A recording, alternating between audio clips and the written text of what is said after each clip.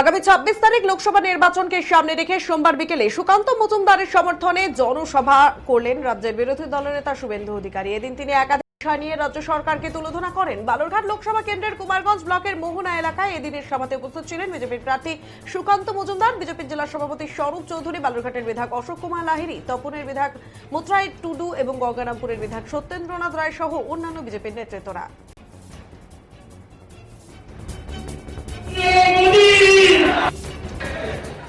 অত্যন্ত জনপ্রিয় দক্ষ সভাপতি এবং ভারতবর্ষের একজন অন্যতম সাংসদ রত্ন। তিনি আবার দ্বিতীয়বারের জন্য তাকে নরেন্দ্র মোদীজি মনোনীত করেছেন।